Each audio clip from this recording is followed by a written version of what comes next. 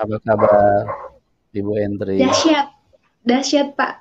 Tuhan Yesus sangat dahsyat. Ya, Haleluya. amin. Haleluya ya. Inilah wajah-wajah kalau orang sudah diubahkan Tuhan.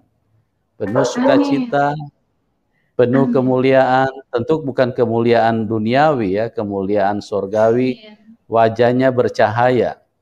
Wajahnya bercahaya bukan karena dicuci pakai air, bukan. Kalau dicuci pakai air itu hanya membersihkan daki. Tahu daki kan? Ya, kotoran yang menempel di kulit itu. Hanya membersihkan daki kalau dicuci pakai air. Bahkan semakin keras digosok, bisa lecet kulitnya nanti. Luka, iya Tapi kalau betul Pak. Tuhan, kalau air kehidupan yang masuk di dalam roh manusia, wajahnya akan bercahaya. Akan menyinarkan bahwa ada Tuhan di dalam hidupnya. Tidak Amin. emosian, tidak gampang marah-marah, tidak gampang tersinggung, tidak gampang anarkis, apalagi menghalalkan darah orang, membunuh orang lain, menumpahkan darah orang. Nah, kita lihat ya, kalau orang dipenuhi dengan kasih Tuhan, mereka dipenuhi dengan kasih, dipenuhi dengan damai, dipenuhi dengan kebaikan. Berbeda ya dengan orang yang tidak ada Tuhan. Sedikit-sedikit menghalalkan darah orang, sedikit-sedikit ingin menumpahkan darah orang. Perangilah orang-orang yang tidak seiman. Beda sekali, beda langit dengan bumi dengan ajaran yang diajarkan oleh Tuhan Yesus. Kasihilah Haleluya. musuhmu, kasihilah Amin. musuhmu, kasihilah musuhmu, berdoalah buat mereka. Beda langit dengan bumi, bos. Itu sebabnya kami terus bersuara supaya teman-teman bisa mengenal siapa Tuhan yang benar, bisa diselamatkan, bisa masuk di dalam kerajaan surga. Kami berhutang kepada Tuhan. Berhutang karena kami sudah diselamatkan, kami sudah terima berkat. Masa kami mau selamat sendiri? Masa kami mau diberkati sendiri? Nah, itulah sebabnya Iya. kami mau berbagi berkat. Dan pada Amin. malam hari ini kami kembali menghadirkan narasumber untuk berbicara, menceritakan pengalaman yang dialami, bagaimana dari tadinya non-Kristen, dari tadinya dengan iman yang berbeda, sekarang kok bisa percaya Tuhan. Siapa yang mengubahkan itu? Itu sangat mustahil bisa berubah kecuali Tuhan Yesus hadir di dalam hidupnya. Nah, oleh sebab Amin. itu teman-teman, saya akan langsung saja kepada narasumber untuk Ibu Entri bisa bersaksi kepada kita pada malam hari ini. Terima kasih sudah hadir, Bu Entri. Iya, Pak. Sama-sama Dan Pak. kesaksian Anda akan sangat memberkati kita semua. Anda bisa menceritakan dengan lengkap, mulai dari awal, latar belakang hidupmu, terus kemudian bagaimana Anda bisa beralih dan menerima Tuhan Yesus di dalam hidup ini. Oke, Mbak Entri, waktu dan tempat saya serahkan kepada Anda. Silakan. Terima kasih buat Bapak Pendeta Yusuf Manubulu beserta tim. Saya berasal dari Jawa Tengah, Purbalingga. Perkenalkan, nama saya Entri Handayani. Saya latar belakang saya adalah seorang Muslim dan saya dididik dari kecil untuk tidak mengenal Kristen.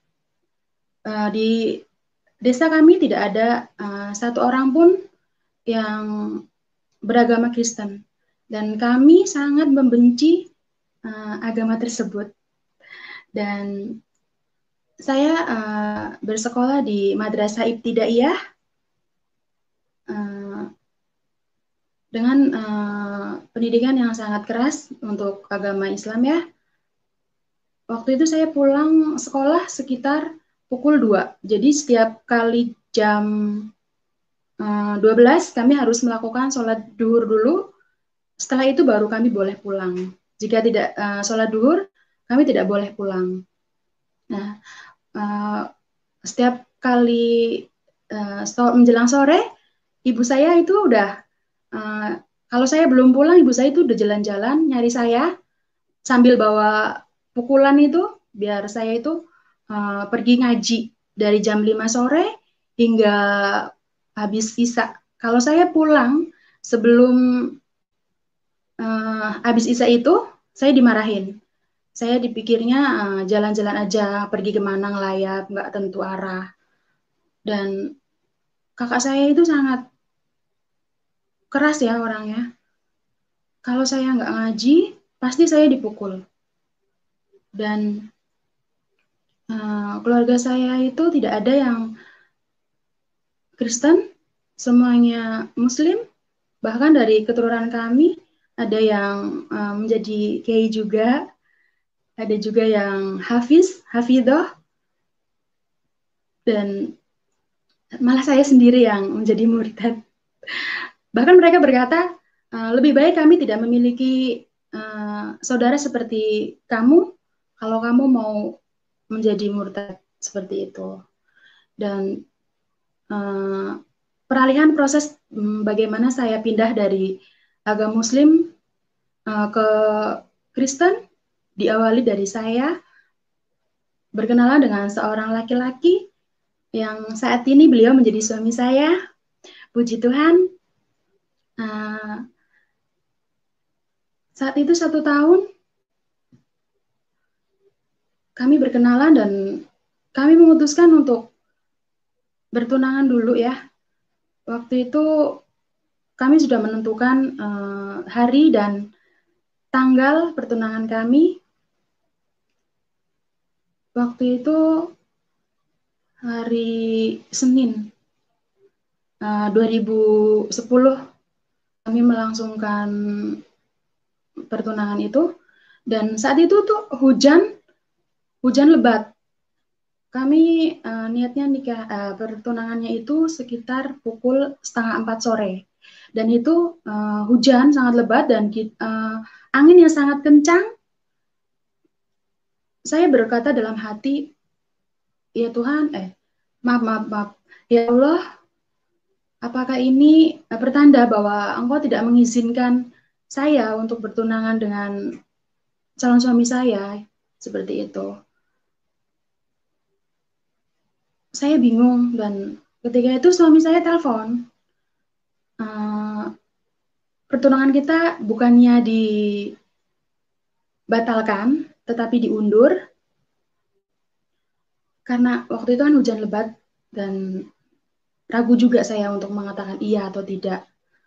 Karena dalam hati saya itu berat untuk meninggalkan Allah Subhanahu wa Ta'ala, dan didikan dari orang tua saya pun sangat keras, dan sempat saya diusir, kan tetapi mungkin ini mukjizat dari Tuhan ya, karena kami mungkin jodoh dengan suami saya saat ini. Terbesit dalam pikiran saya itu, saya mampu, suatu saat saya mampu untuk mengislamkan suami saya. Tapi Tuhan berkata lain. Singkat cerita, setelah pertunangan itu, kami memutuskan untuk menikah, dan ada tetangga kami yang bilang, di catatan sipil itu boleh menikah untuk 2 agama, beda agama ya, boleh. Dan kami ke sana, tanya kepada petugas di sana, dan ternyata menikah untuk 2 agama itu tidak diizinkan. Jadi harus salah satu itu harus mengalah. Dan saya bilang sama suami, calon suami waktu itu, saya bilang, Mas, saya nggak mau ya untuk menjadi Kristen. Kalau memang kamu nggak mau menjadi Islam, lebih baik kita pisah. Karena komitmen saya dulu waktu pacaran, saya harus bisa mengislamkan suami saya, calon suami saya itu.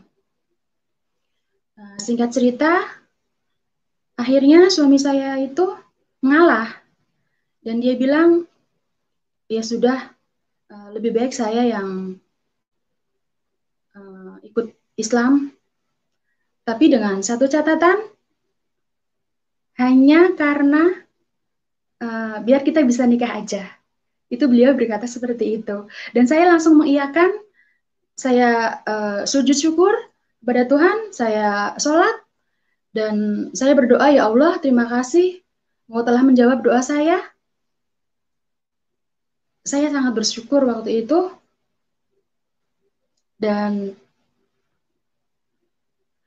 suami saya telepon, singkat cerita ya, suami saya telepon kepada saya, dia bilang, malu. Loh, kok malu? Saya jawab seperti itu, dia bilang, iya, saya sudah, ini suami saya yang berkata ya, iya, saya malu. Saya sudah diikrarkan, saya sudah disahadatkan.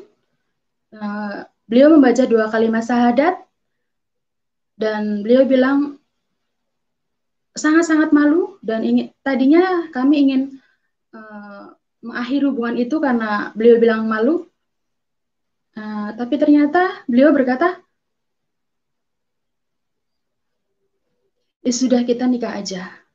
Nah, kami menikahnya itu akhirnya di KUA, kantor urusan agama. Saya juga punya buktinya, buku nikah saya. Dan seiring berjalannya waktu, kami dikaruniai seorang putri. Dia sangat, puji Tuhan, dia sangat cantik dan dia juga cinta Tuhan. Waktu itu kami itu udah nikah, tetapi kami itu jalan sendiri-sendiri. Karena suami kan dibilang waktu sebelum menikah, dia mau masuk Islam, akan tetapi setelah menikah, kami berjalan sendiri-sendiri, seperti itu. Suami saya ke gereja, saya ke masjid. Jadi nggak ada titik temunya. Seiring berjalannya waktu, kami sering cekcok. Saya benci banget sama suami saya waktu itu. Setiap kali suami itu mau berangkat ke gereja, kalau di sini kan berangkat ke gereja itu jam 6 pagi ya. Sebelum jam 6 pagi, itu suami saya kan selalu memasang alarm sebelum tidur. Alarmnya itu selalu dibunyikan setiap jam 5 pagi. Dan sebelum alarm itu berbunyi, saya langsung bangun duluan, matikan alarm itu. Biar suami saya itu nggak berangkat ke gereja. Seperti itu. Itulah jahatnya saya dulu. Dan setiap kali saya mau ke masjid, itu suami selalu bilang, Ma, kenapa nggak ke masjid? Ini udah jamnya. Nah, kok suami saya tuh kalau mengingatkan saya ketika saya mau ibadah, akan tetapi saya selalu melarang beliau itu untuk ibadah. Singkat cerita, kami selalu sering cekcok mulut seperti itu, sering berantem, karena mungkin kami berbeda keyakinan. Jadi suatu ketika saya bermimpi, dalam mimpi saya itu saya mengalami sakit yang sangat parah. Kaki saya satu bengkak dan tidak bisa berjalan sama sekali, seperti orang lumpuh. Itu cuma satu, kaki sebelah ya. Itu dalam mimpi, dan saya dipanggil sama sepupu saya. Beliau bilang sama saya, ayo ke sana. Kalau ke sana ada Tuhan Yesus, dan jika kamu ke sana, kamu pasti akan sembuh. Saya jawab kepada sepupu saya itu, loh, saya kan ini Islam, kok saya harus ke sana sih? Saya nggak percaya Tuhan Yesus, seperti itu. Dan sepupu saya itu bilang, siapa saja yang percaya, entah itu dari agama manapun, entah itu Islam, entah itu apapun itu, jika kamu percaya, kamu pasti sembuh. Dan spontan itu saya berkata, ya, saya mau. Saya dipapah, dirangkul seperti itu. Saya melihat di awan itu, iya, terlihat jelas ada Tuhan Yesus, dan di ruangan itu tuh banyak orang yang melihat, tapi nggak ada yang melihat. Cuma saya sama abang saya itu, abang sepupu saya itu yang melihat, dan mereka tidak ada yang melihat. Dan saya juga berseru, loh, itu kan Tuhannya orang Kristen. Oh, iya, iya, iya. Iya, seperti itu berarti Tuhannya orang Kristen ya. Nah, pagi harinya saya terbangun dan saya bertanya-tanya dalam hati, apa ya arti mimpi itu? Kok saya bisa mimpi Tuhannya orang Kristen? Saya penasaran dalam hati, saya ingin mencari jawaban dari mana. Sedangkan saya sama suami kurang akur karena saking bencinya saya sama agama Kristen ya. Tapi puji Tuhan, waktu itu bertepatan dengan doa 10 hari, saya belum mudeng itu waktu dulu, belum maksud apa itu artinya doa 10 hari. Saya bilang ke mama mertua saya, Mah, besok saya mau ikut ke gereja, boleh apa enggak? Dan beliau sangat kaget, sebab beliau tuh tahu banget begitu bencinya saya sama Kristen, dan beliau bilang, loh, apa yang membuat kamu itu berubah pikiran seperti itu? Saya tidak memberikan alasan yang saya mimpi itu, saya tidak memberikan pernyataan seperti itu. Saya cuma diam, saya cuma bilang, ya saya pengen aja, pengen ke gereja. Oh ya udah, besok malam mulai ikut aja, ya seperti itu. Saya langsung malamnya itu saya ke gereja, saya ikut doa 10 hari itu, dan begitu saya masuk ke ruangan itu, terasa aneh, kok gini ya ibadahnya orang Kristen seperti itu. Saya duduk di lantai, dia beralaskan karpet, karpet kecil itu saya duduk di situ, dan mereka pada bernyanyi-nyanyi gitu, puji Tuhan, uh, menyampaikan puji-pujian ya, seperti itu. Mereka mereka ya, saya bingung seperti di situ, saya bingung kok kayak gini gitu. Nah, selesai puji-pujian itu, Bapak Gembala menyampaikan sebuah firman yang di situ berbunyi, kasihilah musuhmu. Loh, kok kasihilah musuhmu ya? Dalam hati saya itu bertanya-tanya. Di mana-mana musuh itu kita harus bunuh, kita harus benci, kita harus abaikan seperti itu. Karena musuh itu kan nggak penting. Tapi kok dalam kekristenan, musuh itu justru harus kita rangkul, kita doakan, kita uh, berikan contoh pada mereka yang baik-baik supaya mereka memiliki jalan juga yang baik seperti itu. Kita harus menolong mereka. Dan saya takjub gitu, loh, kok ada ya agama yang mengajarkan seperti itu? Karena saya di dalam Islam sama sekali tidak pernah mengetahui ada ajaran seperti itu. Yang saya tahu, darah orang Kristen itu halal. Itu yang saya aneh dalam Kristen. Dan waktu itu, seiring berjalannya waktu,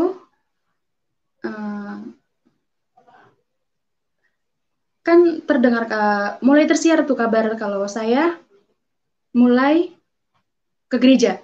Dan mereka bertanya-tanya, ada yang datang ke rumah langsung, mereka bertanya, apa kamu benar udah terima Tuhan Yesus?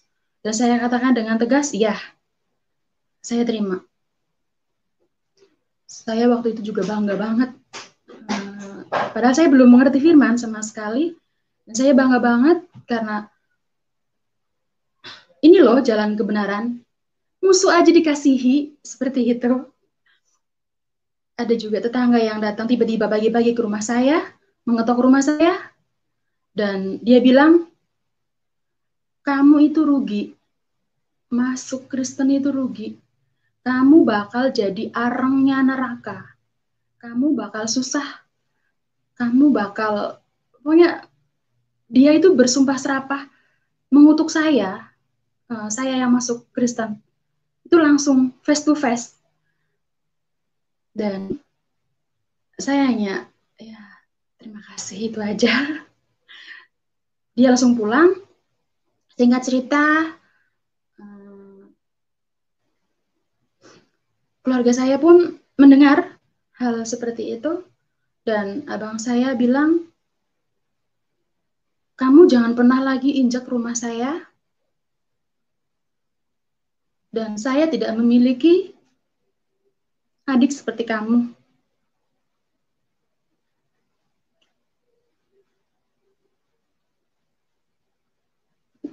Tapi saya percaya, setelah saya mengenal Tuhan Yesus, saya memiliki saudara lebih dari saudara kandung saya sendiri.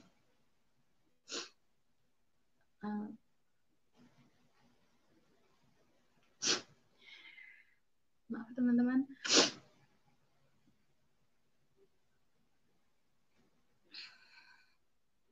Dan seiring berjalannya waktu, saya dibaptis.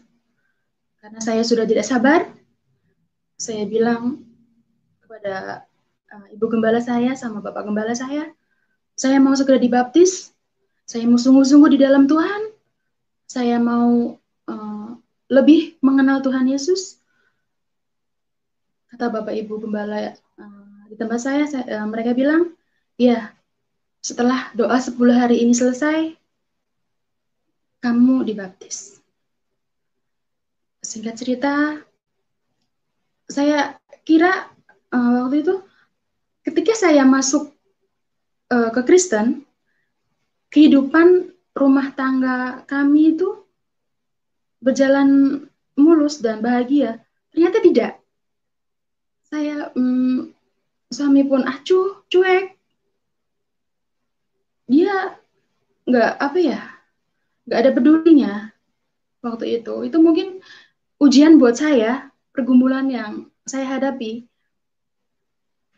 Dan saya bawa dalam doa. Puji Tuhan, sekarang suami saya sangat mengasihi saya. Saya bersyukur.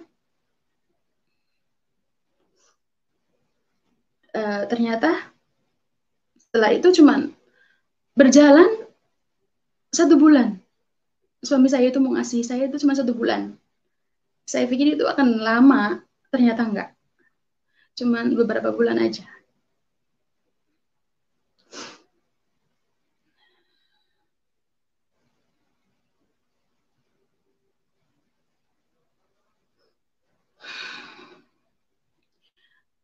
Ketika itu saya bilang sama suami, karena kami ribut besar, ada suatu masalah yang kami alami.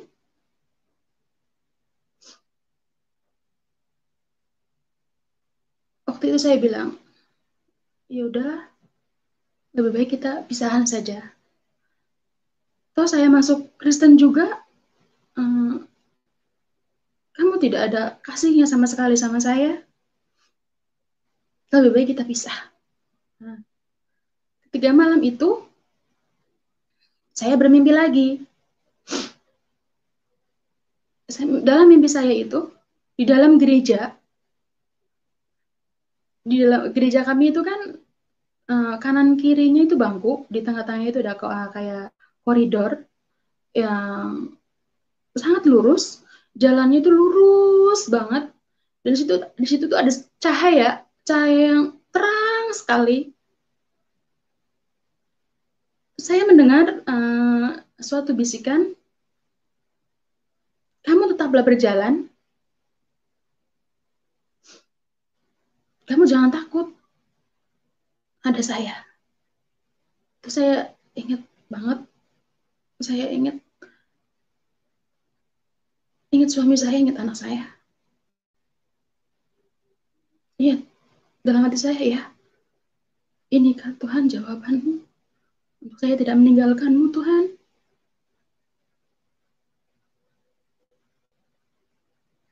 Singkat cerita, saya mengalami banyak mukjizat setelah saya mengenal Tuhan Yesus.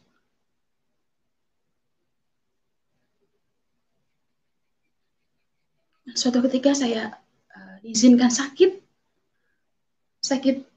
tenggorokan yang suaranya sama sekali tidak bisa keluar. Dan saya bilang kepada Ibu Pendeta Indri, saya berkata kepada beliau melalui WA, saya chat beliau, saya bilang, Bu, saya minta doanya Bu, saya sedang sakit. Dan beliau langsung telepon saya. Beliau berkata, coba Ibu baca di dalam Yohanes 10 ayat 10. Waktu itu saya nggak bisa jawab. Saya bilang, karena suara saya nggak ada sama sekali. Dan beliau berkata, di dalam Yohanes 10 ayat 10, pencuri datang hanya untuk mencuri, membunuh, dan membinasakan.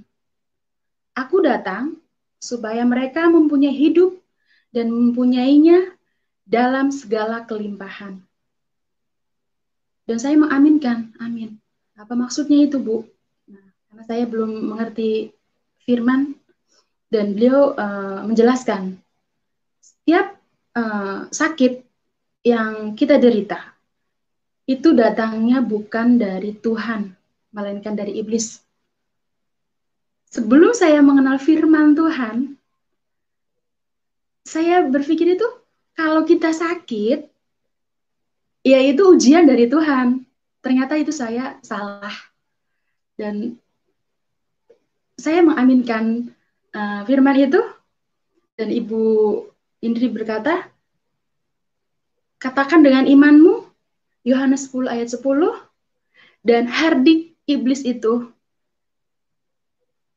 Iya Bu, saya langsung berkata, amin. Dan tidak menunggu waktu besok, nanti, atau kapanpun itu, saat itu juga, puji Tuhan, Tuhan Yesus dahsyat, saya langsung disembuhkan. Dan saya bersyukur mengenal tim Yusuf Manubulu, karena mereka adalah orang-orang yang sungguh luar biasa, sungguh dipakai Tuhan dalam pelayanan mereka,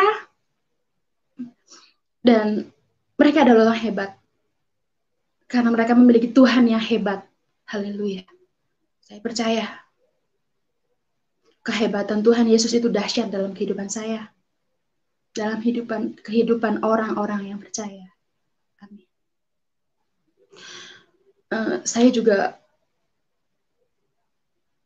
merasa hadirat Tuhan saat ini hadir dalam hidup saya. Saya ada saat ini bukan karena kehebatan saya, tetapi Tuhanlah yang hebat. Tuhanlah yang sangat dahsyat. Itulah kesaksian dari saya. Biarlah kesaksian ini boleh menjadi berkat buat saya dan buat teman-teman semua yang mendengarkan dan menyaksikan di channel Yusuf ini. Dan waktu dan tempat saya kembalikan kepada Bapak Pendeta Yusuf. Silakan. Iya, terima kasih Ibu Entri Handayani yang sudah bersaksi di mana Tuhan Yesus adalah Tuhan yang nyata, Tuhan yang berkuasa, Tuhan yang baik. Amin. Sehingga satu demi satu Tuhan datang menghampiri manusia untuk membawa mereka kepada terang, kepada keselamatan, kepada surga yang benar, ya. Amin. Karena ada juga surga-surga yang fiktif, ya. Ada juga surga-surga yang dongeng, ya. Dan itu tidak pernah diajarkan oleh Tuhan Yesus. Ya, yang mengajarkan surga-surga fiktif, surga dongeng itu adalah iblis, ya. Supaya apa? Supaya manusia tersesat. Jangan sampai manusia itu mengalami Tuhan yang benar atau menerima Tuhan yang benar. ya.